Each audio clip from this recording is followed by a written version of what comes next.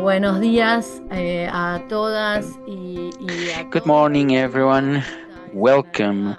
This is a new session de alfabetización of the digital de program la OTS, of que esta vez va a digital estar literacy dedicado of a uno PAHO de los that temas this time is going más to be votados connected to one por of la the interés, most por voted la topics audiencia, of que es la interest inteligencia for artificial. the audience, that is Antes artificial de intelligence. comenzar, Before quería we begin, algunas cuestiones de logística I want to mention explicar a que este couple logistic webinar topics. durará First of una all, to hora. explain that Yo this arrancaría a webinar las is going to 11 last for hora del 1 este hour. y We're going cuando to tengamos finish at traducción, como lo about dije hace un minuto um, en inglés, 10 a.m. Colombian time tendremos or 11 simultánea a.m. en inglés y New York portugués, time. así We're que going to have simultaneous interpretation for this la session. seleccionen So please en el select símbolo del in the globo para symbol ver cuál es of el idioma de the su preferencia. globe icon the Bueno, language you prefer to listen presentarme this session in. primero. Mi Well, first of all, I'd nombre like to es introduce Lirna Martis, myself. soy asesora I am regional Lirna Martis. I'm a en sistemas de información regional estadística consultant de la on unidad de systems of sistemas de información y statistics estadística de of the la unit of OTS y bueno, health and es un placer digital para health of mí PAHO, and it's a great darles pleasure la for me bienvenida to a welcome este you all to this event. Antes que nada, destacar que estos First of all, esfuerzos son posibles highlight that these gracias a que efforts tenemos un are equipo possible que trabaja thanks de to manera the team we integrada, have that así is que working in an voy a integral way. agradecer And I'd especialmente like to a Lynn thank Cotter, especially Lynn Caracolia y Cotter, Gabriela Miriam Contreras Caracolia, and están hoy con Gabriela nosotros Contreras that trabajando, are with us, así supporting us here como today, al resto as well as del the equipo rest of de the sistemas de team información y salud of digital. information systems Y and ahora sí, digital volviendo al health. evento de hoy, Now, nos going back reunimos to como this comité para explorar event un of tema today, de we gran met in order relevancia to que es explore a la very inteligencia important artificial topic en salud that is digital. artificial intelligence Entonces, in public durante health. esta hora nosotros So, vamos a throughout this profundizar hour, we are cómo going la to get more IA into depth impacta about nuestro how campo, artificial cómo, intelligence bueno, impacts our field, how cómo vemos a la we telesalud en see estos tiempos de this inteligencia telehealth artificial in y por this time supuesto of el artificial tema súper intelligence, and interesante of course, y with a very que es exciting el marco, topic los marcos that regulatorios is y los regulatory desafíos en frameworks este and the tema que es challenges la in this inteligencia topic artificial. that artificial Em, intelligence has.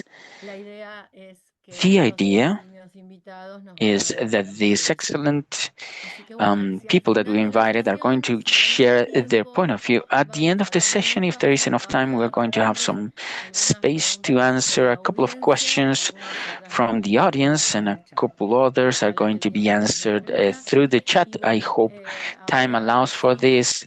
para guiarnos And en now, esta to sesión, get tengo some el guidance in gusto de this session, presentarles I a have the mi great compañero pleasure of Juan Carlos introducing my Díaz. Él partner, es Juan asesor Carlos regional Diaz, en la that is estructura de datos de regional salud pública de consultant la in the OPS y infrastructure of será data el in public health moderador from de esta PAHO, and is sesión. going to Así be the que moderator adelante, in this Juan. event. So, Juan Carlos, you have the floor now. Gracias, Mirna. Bueno, buenos días a Thank you, todos. Myrna, and special greetings to everyone Agradezco connecting muchísimo la today. invitación I'd like to a venir thank a you esta for investigaciones this space. que es parte Welcome to de la this estructura de session that is alfabetización part digital of OPS. this Se va a tratar de un digital tema muy literacy program importante of hoy PAHO, a very important en topic, boga, que es la inteligencia very artificial uh, y la salud pública. important right now, that is Quisiera artificial intelligence preguntarle, and public health. por If favor, there are una any disculpa questions, tarde I'd like to y una thank you. ausencia. Vamos a estar And please send them in the tratando de chat. responderlas We are para going el to final de try la to sesión answer them y después by vamos the end of con the las session. respuestas. Otherwise, Hoy contamos we are con dos going to panelistas send the invitados answers later. We para este have two seminario. very La primera important es la speakers for doctora this Paula seminar. Coan, The first one is que es Dr. abogada Paula Cohen, especialista en that is a tecnología, specialized lawyer y in salud digital. technology, artificial Su intelligence, actividad se desarrolla and como investigadora digital health, and consultora y her asesora enfocada en activities as desarrollo de consultant inteligencia artificial en temas de focused salud on digital y las implicaciones artificial éticas de esta intelligence and other tecnología. ethical implications of También these vamos a emerging contar technologies. con We are la also going presencia to del have doctor the Antonio Luis presence Ribeiro. of Dr. Él es Antonio médico, Luis profesor Ribeiro. de He is a medicina interna y physician, radiología en el professor of Hospital internal Medicina medicine in the Faculty of Medicine of Hospital y dirige las redes de and telesalud de Minas directing Gerais en el Hospital Universitario the de la networks Universidad of de São Paulo. telehealth in the hospital of the University of Minas Gerais. He's vice director of the Center of Innovation and Artificial Intelligence in that same institution. He's also part of the scientific committee and associated editor of several scientific magazines. I'd like to introduce Marcelo Agostino, Chief of the Unit of Investigation of the Department of Intelligence and Evidence in Health for PAHO. I apologize, he's speaking too fast, but he's been key on these systems of health in telemedicine. And in general, his work is on selecting data and improving this. We're going to give the floor now to Marcelo. Marcelo, thank you very much. And he's going to talk about the perspective of artificial intelligence from a point of view of PAHO. Thank you, actually, Juan Carlos and Mirna, Paula, and Professor Rivero. Thank you very much for being here. I'm going to share then. Going to check time, okay? Very short so we can give some space for our speakers. But now the concept is in all areas that we are working at every level in the organization and the different lines of cooperation with the technical programs that we have from the institution. First of all, we try to cover the domains of artificial intelligence, where we are getting more in depth with this technological improvement at the inner part of the. We have teams of work working on this. We have a department of technology of information that takes care of everything that has to do with tools of technologies of information, including artificial intelligence. And we are still working in cooperation lines. That is something that we coordinate from our department, especially from the unit that is under my charge. The domains have to do with processing natural language, processing of voice, big data, robotics. At a bigger or smaller level, each country is moving forward at some line of these domains and at some level of these domains. Because the idea is to tell you a little bit about where we are pointing towards, who we are connecting with, so we can get more in depth in these topics. For instance, we are sharing experiences of the Italian Hospital of Buenos Aires, a collaboration institution of PAHO, with progress they have in artificial intelligence with early detection of breast cancer. This is a general example, so you get an idea, and then we can get more in depth with some questions. Some examples, for instance, the processing of natural languages or the use of these kind of domains nowadays. And we are studying it more in depth so we can get some massive data, early detection, epidemiological trends, etc. It's just a general idea.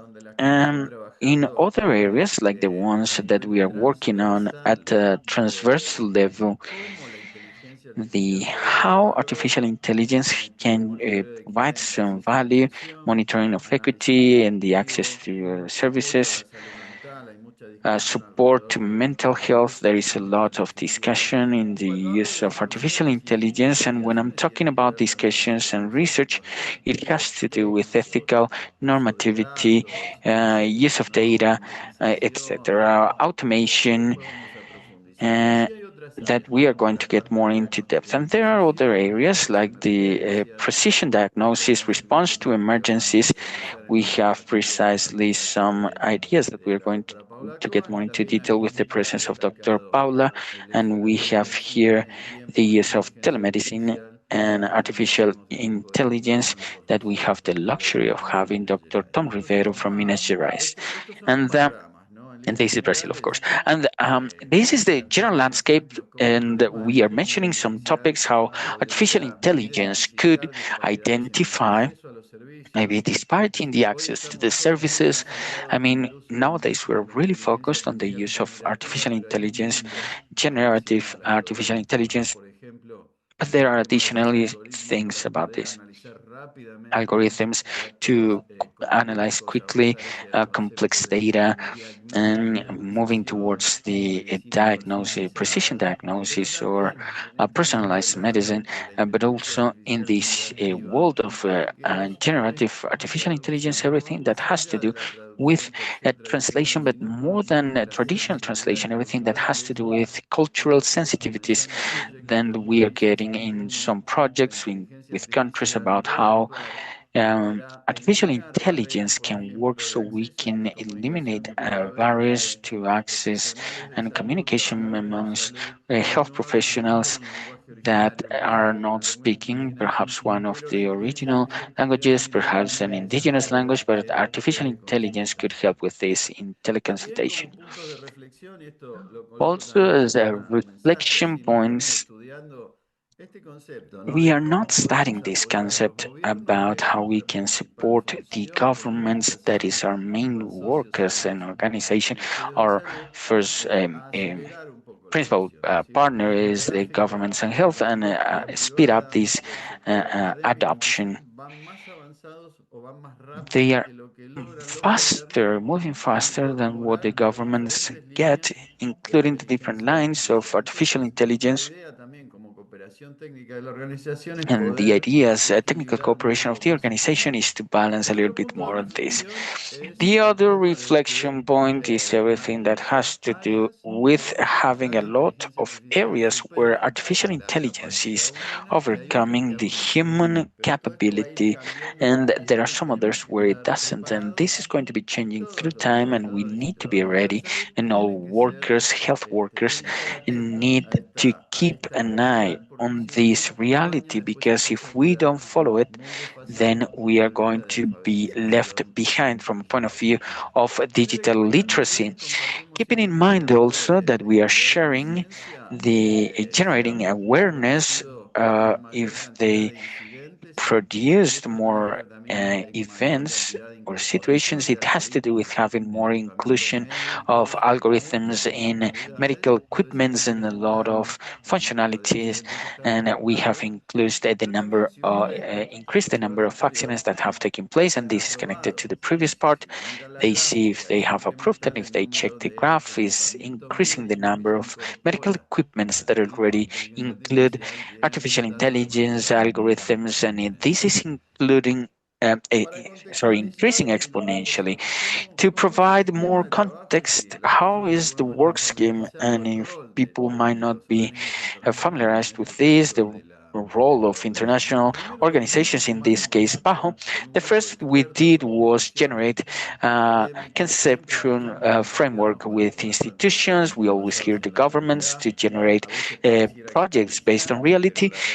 Sometimes it seems distant, but truth is we have to generate projects and initiatives that can be implemented in the continent to avoid inequity in the use of technology. From this concept framework, we generated some vectors that include artificial intelligence, and from there we provided political dialogues to include government vision and having some realist projects, and then we moved forward with technical boards and regional mandates. These are documents that all governments gather once a year. In Washington come all the ministers of health once a year and discuss priorities of public health, so they can work with a shared agenda. And one of those was digital transformation of the health sector that considers an element of artificial intelligence. So it means that you can have access later to this recording and presentation is part of this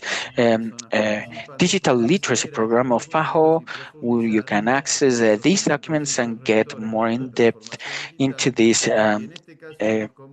principles about digital transformation, and the one that we are talking about is today is artificial intelligence, but we have 8 lines of work where the different countries of the Latin American continent agreed that moving towards the health sector means looking in these 8 lines. It's not a dogma, it's not following um, up to every dot. There are different strategies prioritizing connectivity. There are some others prioritizing artificial intelligence and so on. I'm going to move forward a little bit faster, and in 2 minutes, I'm about to finish. We defined some guiding principles, fundamental, that any initiative for the artificial intelligence should be based on people, fundamented ethically, transparent algorithms, open and compatible.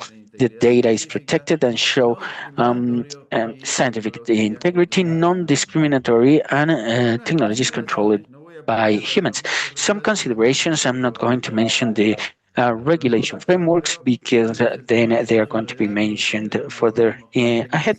But if we want algorithms that don't have biases, we need a series of quality data, disaggregated data, so we can avoid different situations, racial, gender, and so on. Disaggregated per sector, geographic locations, and so on. The role of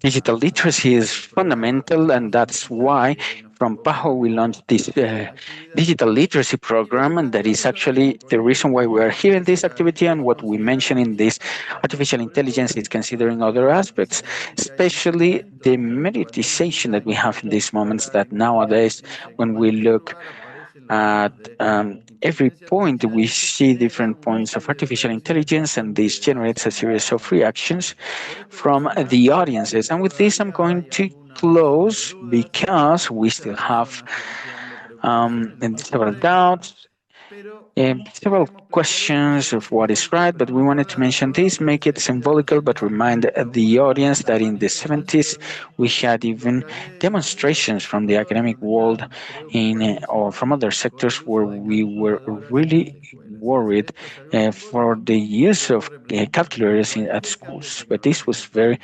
representative. Any technological change produces a social change of this nature, but reality is that this is changing. So the ones that don't join are going to be left behind. If we work all together or with algorithmic biases, I close with this. These are real pictures to avoid inequities in the use of algorithms. We have to work on the foundational basis.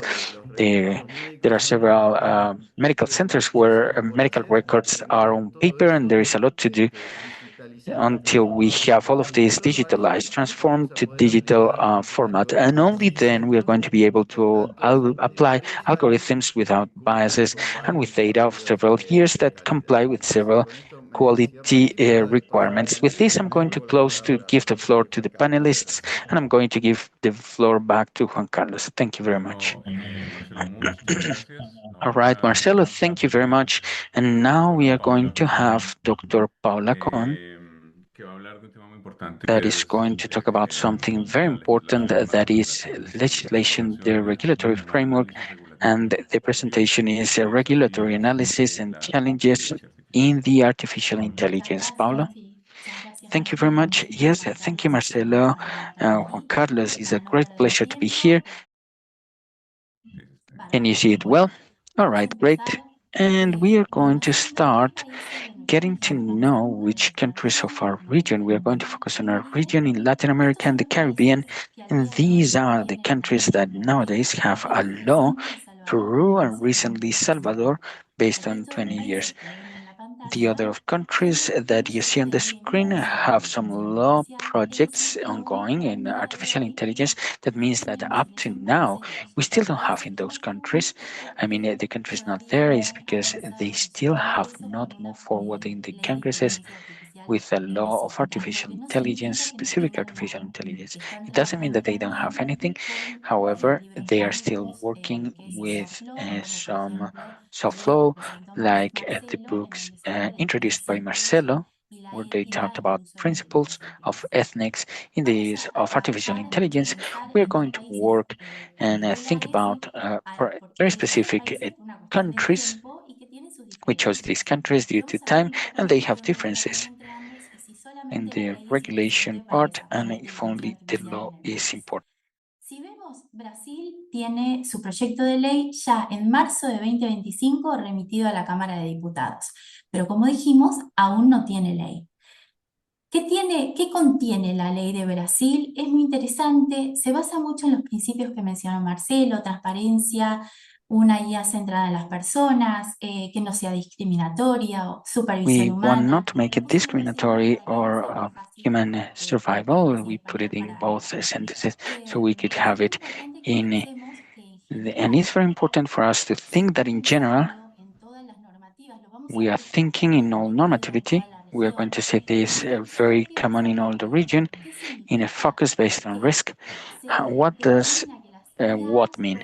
We determined that artificial intelligence, we had high risk, middle risk, and low risk.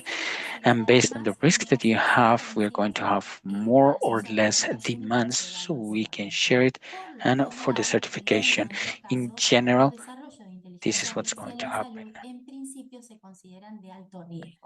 And we are going to consider them high risk. And the law in Brazil mentions something that you are going to invite me in a different opportunity to mention that has to do with civil responsibility in the use of artificial intelligence, but it is a very important topic. We're going to mention it later. And something that we see in all the countries that are in developing artificial intelligence and normativity is the use of an agency that regulates, coordinates, and sometimes some do and some don't have to be with a sanctioning as well. Now we are going to work on these two countries, one with a massive area like Brazil, with a law that is not active yet, with specific characteristics in Peru that, as you see, it already has a ready law to be downloaded that is active and regulated, and Peru is already working on some normativity where they are promoting the development of artificial intelligence, but as we are doing here, just to learn from primary school. And the content of the Peruvian law is not the same, but it has a similar line because it has to do with a similar line to what's happening in Europe with the law of artificial intelligence that was developed by the European community. We have some kind of coordination, a look towards Europe, to what's happening, not copying, but taking a look, and also an responsible national authority taking into account of very responsible and ethic artificial intelligence, including even materials of definitions that provide some light on what is artificial intelligence, right? But now, let's say, is it enough to develop a law to use artificial intelligence in our countries? And for this, we're going to use two tools. The Latin American Index of Artificial Intelligence, that what it does is to provide a general assessment of how prepared are 19 countries that it evaluated in order to implement the development of based on artificial intelligence. We included enabling factors like connectivity, access to connectivity, research, development, and of course, governance and regulation. Now, governance and regulation, that is only one of the three dimensions, right? You see how this table looks of the 19 countries that are evaluating this Latin American index. It's not like competition because that's not the idea. Actually, all of them at some point want to be a purple like Chile, Brazil, and Uruguay. But it's important to start thinking here that not only regulation is necessary, it's necessary to start working on strategies of artificial intelligence, starting thinking that these strategies need to work with times of policies, the executive governments, and how long they are going to be present there, how we can do it step by step, and not living just in the middle. And that part of this strategy is regulation, not only thinking telemedicine, electronic medical records, and also electronic signatures. But this is how it looks in the 19 countries in this scale. And we are going to play a short game.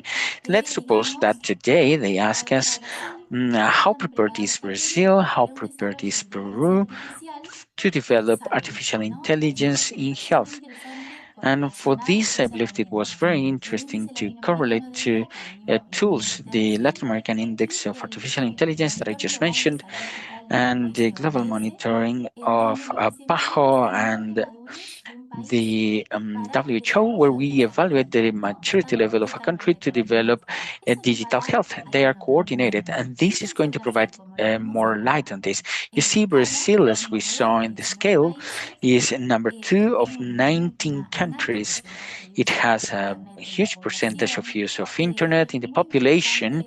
It is very important in the sense that it's leading research centers in artificial intelligence, several scientific publishings, and they are move forward in governance, and governance is a specific tool that is important.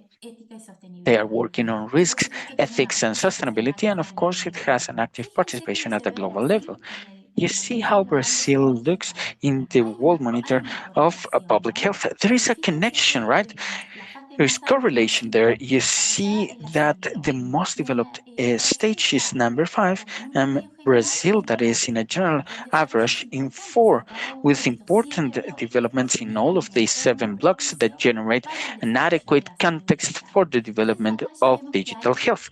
So here we already see that there is some kind of connection.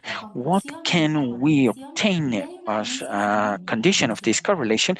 That there is a systemic connection in Brazil. But there is something that we need to mention. As Brazil, Argentina, and the bigger countries, not all the territory has the same numbers. It's not the same Buenos Aires with 14,000 inhabitants per square kilometers than Pampa that has less numbers there. These index that we saw are going to be reflected more in the human settlings of high movement and high investment. This makes us think that all public policies need to move towards taking care of the vulnerable, the populations that are not included, not only making grow everything that has a base already.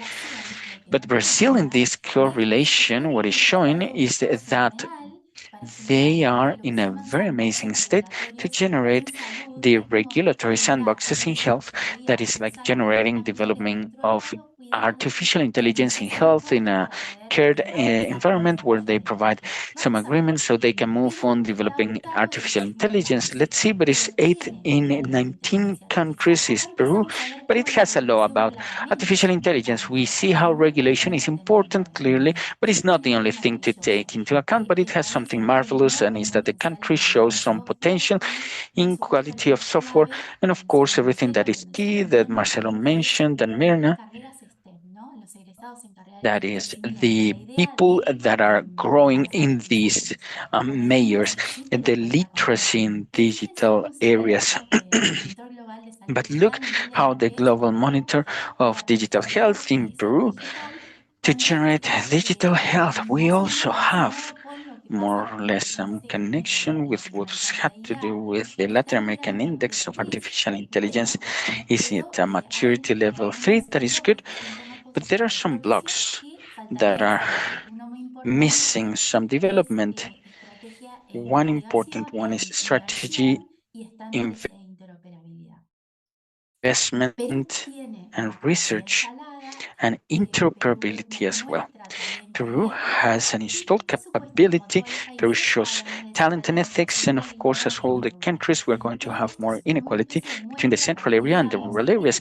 This is a sample, so we see which kind of analysis we need to do, or would be good to do, when we think in generally on development. Not only checking regulation, but also reality, the context, what is available there. And if we go to the private areas, the companies, there is a documentation from MIT that is the playbook for crafting AI strategy, and it generated a research You are going to read it, but this survey was done March last year. And what they tried to do was take a look at what was happening in the big companies at a global level, because it had a geographical distribution in North America, South America, Latin America, and the South. And they provided an analysis in different companies that provide different services, technology, pharmaceutics, and health, important for us, transportation, energy, etc. And what happens with this? What happens in truth? Everyone is very ambitious in what they do, but really not many of them have overcome this pilot stage. Just one of each 3 use cases, but most of the companies have 25% that is using artificial intelligence and is planned to use 95% in the companies. But the truth is that not everyone can escalate this from pilot to reality. And why? Because they are still not ready. Governance, security, and safety are the most important factors, and this was pointed out by 45% of the people surveyed in the companies of higher level. This was mentioned by 65% of the people. And here we see the table that was extracted from this same publication from MIT, where we see the bottlenecks. And what's this? The first bottleneck is the quality of data, flow of data, and integration of the tools. Of course, check at the end, the regulation is part of all of this, but as companies themselves are not the ones in charge of regulation, they care, but they are really worried about data quality. And this connected a little bit with what Marcelo said at the end of the presentation. If we mention responsible artificial intelligence, we include the index of Stanford University of 2025, we see that there is some worries about responsible evaluation of artificial intelligence, but it's not generalized. If I see that Marcelo mentioned incidents, see that there is an increase on this presentation in some way is correlated with Marcelo's. We see how we move forward with all of this, and there is a reduction of the access to data. What happens to the countries that don't have an artificial intelligence law? We're going to have to check all these laws. Imagine judges thinking about all of these laws without having a bias, doctrine, or specific normativity. We are going to need more certainty at a judicial level in cases of artificial intelligence. We see here a diversity of sources generating this uncertainty. And finally, we are going to see this map. And we see the world taken from 2024, the last part, and clearly we see it as unequal in the regulatory developments, but we see some movement that is important to have, that we need to cooperate and coordinate, and that everything that we do today is to basically seed something so our children and family in the future is going to be able to enjoy with or without collaboration of artificial intelligence, but artificial intelligence is going to change all of these aspects. Thank you very much. I'm going to stop sharing. I'm going to give the floor now. All right, thank you, Paula, and a very interesting presentation. All right, I'm going to give the floor to Dr. Antonio Luis Ribeiro, that is going to talk about telehealth in time of artificial intelligence.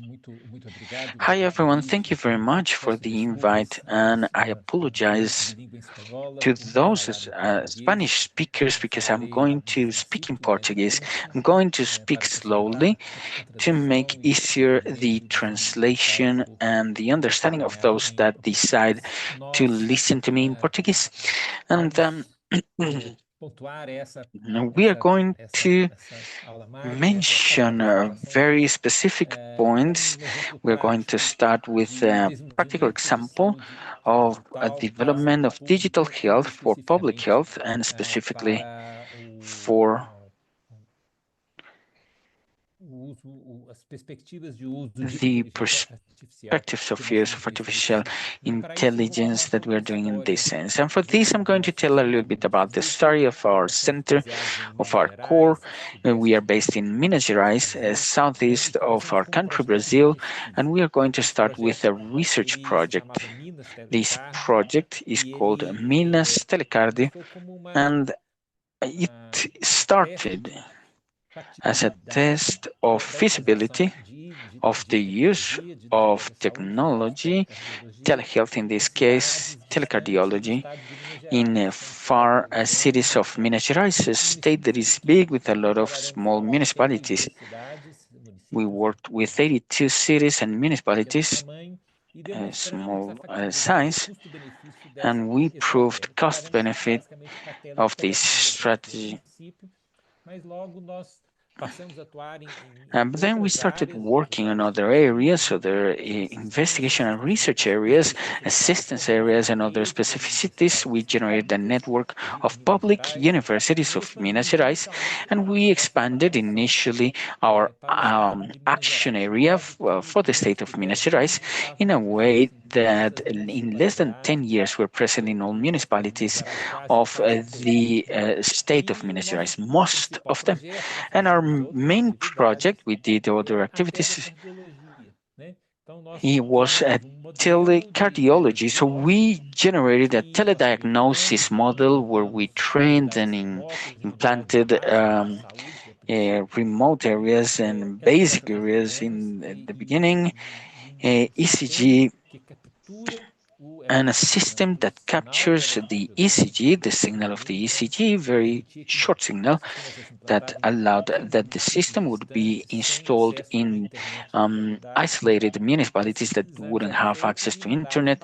And these tests were done and sent to a specialist that at the beginning was located in the hospital, but then they became online and they are acting and actually working from home, the hospital, or connected to the universities. And this system allows, so this can be interpreted very quickly. We work with a dynamic line. So emergencies are analyzed in less than 10 minutes. Our mean is 2 minutes, and the selective tests are analyzed in less than 45 minutes. Maximum time would be 2 hours.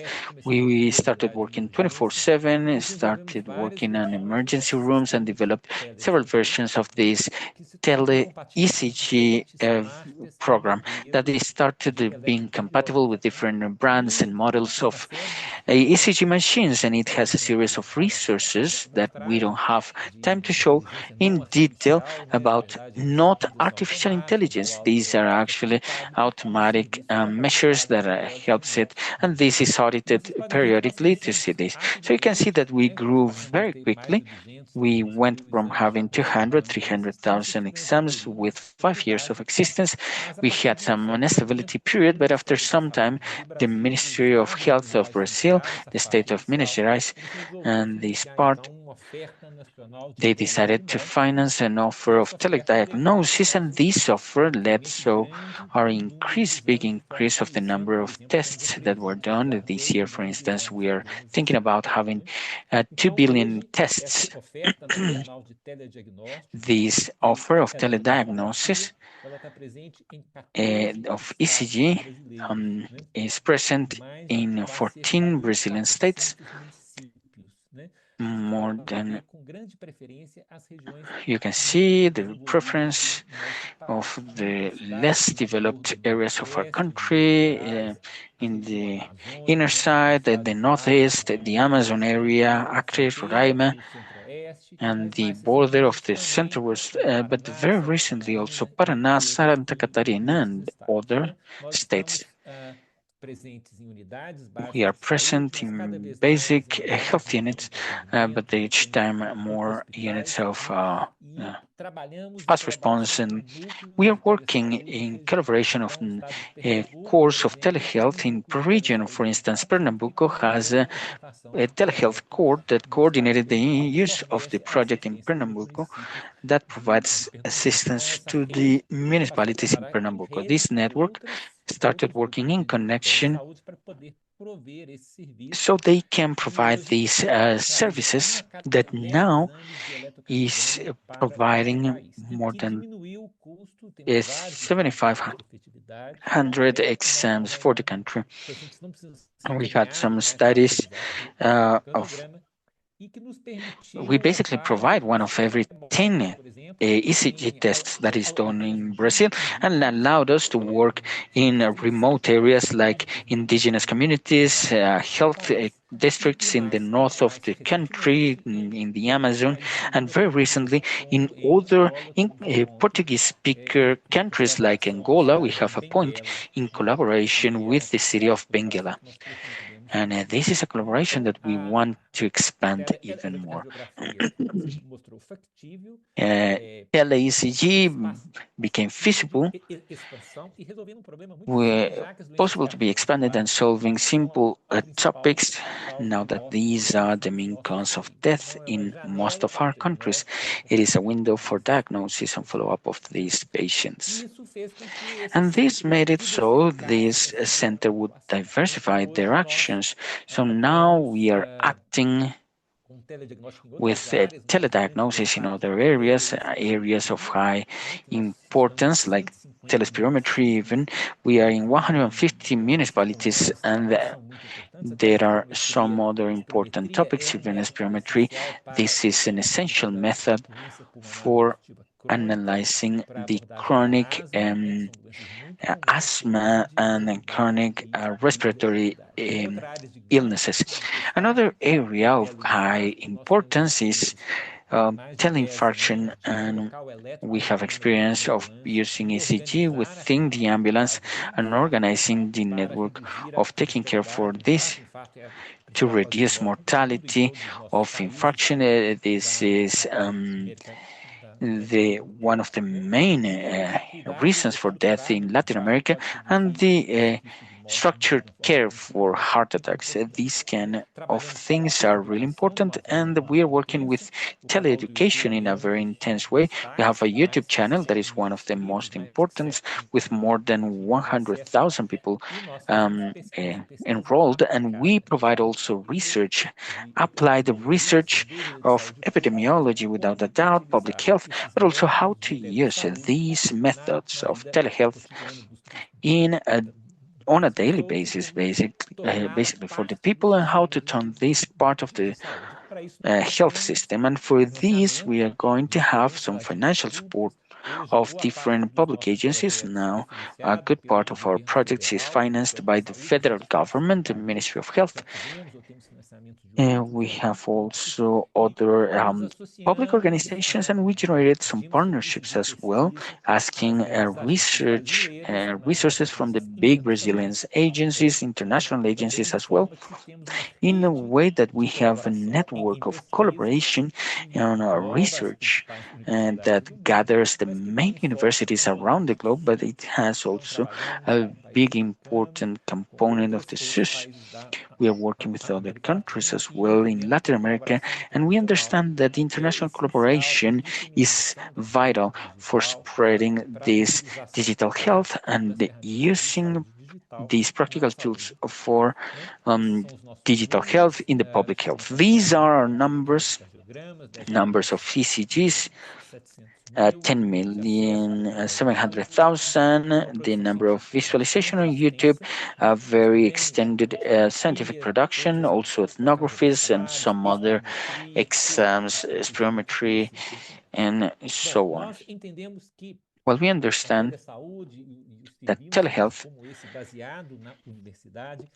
should be based on a university, and it should work for innovation going beyond. For instance, we have a need for health, a high mortality, cardiovascular. We developed a system of telecardiology with financial support for research implementing in several municipalities. This was expanded for a generalized system, but it generates also data for ECG, and from this we approved ethically this research project, and in telehealth. In the first study and the most important, it was the development of a deep neural network for the development of some things. One of the categories is electrocardiogram. We have methods for measurement, automatic diagnosis, conventional, we could say, but they have always been limited. So we had a concept test checking that it was possible, training the machine just with the ECG lines and generating diagnosis from the ECG on the different things that we should take care of to generate several levels of ECG that were the same or even higher than physicians, residents, and even students when tested in a reference base. This work for automation on top of the practical uses generated a model that it could be used in different studies and that became public use. Open source, used in more than 15,000 downloads is what we have, and of course more than 500 applications of other groups that are using the same model. Now we are perfecting this model for the diagnosis of a normal ECG to apply in our network. Now each ECG analyzed by a cardiologist in the system will diminish the time that the radiologist uses to provide a diagnosis, including the ECG, just to verify basically this information by the specialist. This would reduce time and it would allow it so we would provide more ECG for more people. This is being tested in different places, and we are using the same machine to find out the age of the person that provided this ECG, just with the ECG. And when we do this, we make it so a model of artificial intelligence, because it's really good to understand the ECG age, basically. However, there is a small error, and when the difference between age, ECG age, and chronological age is above 8 years, this is a marker of the presence of risk factor and increased risk.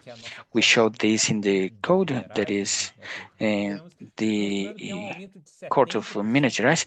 We saw an increase of 70% of risk of death with follow-up of about over 7 years, when the difference in the ECG age and the real age is more than 8 years. We are at the level of risk, and this we have tested with different risk comparisons with WHO, and it shows that it has a similar prediction ability of risk of ECV events, allowing to provide some follow-up that is preemptive from the ECG. This was evaluated in other levels in Brazil, remembering that those that have this difference of more than 8 years has a pathology that is connected there. It seems like Carlos activated the mic by mistake. So this data has been validated at an international level. It might be very important that the validation from the Birmingham court that it shows that the effects are lower, but the follow-up of the 10 to 7 years, the difference in ECG age and chronological age is not only a predictor for death, but also other cardiovascular situations. Just 2 more minutes. Another use for this has to do with the Chagas disease that is very important in our continent and is basically unknown. Most of the people, I would say that 1 of every 10 people that has the Chagas disease doesn't know about this. So we developed a model to recognize the patients with Chagas disease just from ECG as part of the study that started here. And we tested with a couple of questions in order to improve acuity. We provided a pilot, we recognized and created a protocol. And this protocol with the need. This was really good, and now we are testing implementation. So in the 2 regions of Minas Gerais, with 6 health centers, with a routine ECG on top of receiving a report, and the physician is the one that provides this ECG, and they receive also some kind of alert that has to do with the Chagas disease that leads to collection of blood, and this generation of this diagnosis and a medical consultation. Preliminary results are very interesting, but they are still under analysis. We had the possibility of including this tracking on the praxis here. We have some other methods to recognize this historical use of this, and here we have a partnership of the University of Yale that developed this algorithm based on our systems,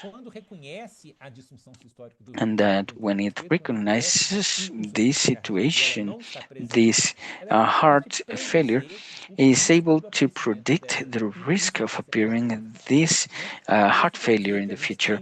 And this to say that we have an ongoing project financed by CCMPQ based on the primary service units from this initiative. So what do we have? Well, we have the ECG augmented by artificial intelligence, a series of applications for diagnosis, tracking, and prediction that need to be tested for clinical validity.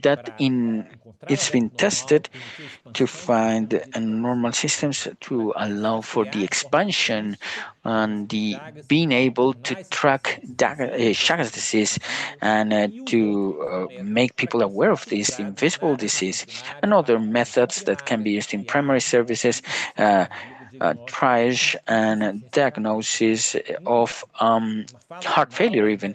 Final words, my last slide. Anything that is new in health needs to be tested, validated using what we know for science.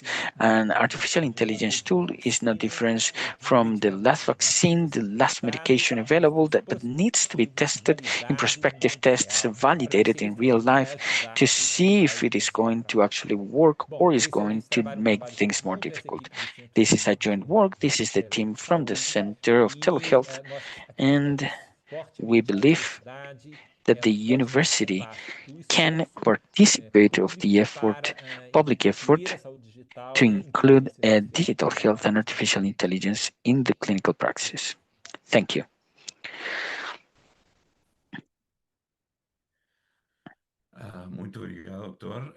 Thank you, Doctor. And well, but we can provide some follow-up for this after the session. Very interesting, these presentations with 2 very important points of artificial intelligence has to do with legislation on one hand, and on the other hand, telehealth. Today we are at a point of technological convergence that is not happening for the first time in the history of humanity. Several revolutions are taking place at the same time and are transforming science and economy and health. Public health is having very important changes as well. And these are powered between each other, creating new things. We have new things like big data, quantum computation, robotics, nanotechnology, genetic edition, even virtual reality, blockchain, and even telehealth is one revolution itself, because it's changing the paradigm of providing health services, and all of those are being impacted by artificial intelligence that is joining many things, several initiatives that it is allowing to answer some questions that were not possible to answer before due to limitations of our own means. And even though it is a component and with the biggest impact on digital transformation, together with connectivity, equity, and public health, the use of digital goods and that were mentioned by Marcela during her presentation, from the presentation of Dr. Tom, that was the last one, I believe.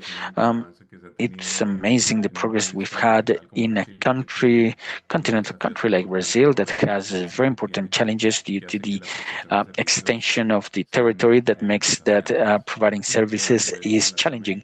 And that at the same time in Latin America, it is the common denominator in the rural areas and isolated areas in Latin America and the Caribbean. These are very important part of service provision and areas we need to reach. Thank you, Dr. Antonio Luis. And it's very interesting to see how you combine the deep neural networks to process data. And I believe it was interesting the difference between ECG age marker and real age marker to determine heart risk. And all of this also goes hand by hand with the regulatory framework that Paula mentioned. Paula talked about governance, safety, privacy that are the most important points that we have in the agenda in regards to the regulatory framework. And it also provided some perspectives about how artificial intelligence is going to impact a series of regulations and laws that we need to check and make them part of this challenge so we can move forward. And all of this topic about new ethical and regulatory frameworks and educational frameworks as well. And I believe that, as Paula mentioned, we need to help and cooperate to prepare the road for the next generations. And I believe that the most important parts that we have from the use of artificial intelligence right now are the ethical component, that is very important, the ethical and equity component of not leaving behind vulnerable populations and looking to include these people. Also checking the biases so we don't generate any effect on the patients is a risk with artificial intelligence if the data sets or groups and the training data sets might have some biases. This is going to be shown in the production of data. And an important part is training for human staff. And this program is part of an answer to that. Other important factors of artificial intelligence has to do with explanation and transference of decision-making, and to avoid, if possible, to generate a black box that generates some decisions and actions without being able to generate an effect on it, because the most important component is the human part from all aspects of artificial intelligence in use. Well, thank you very much, Juan Carlos. And well, to close very quick, we'd like to thank the audience especially for their time.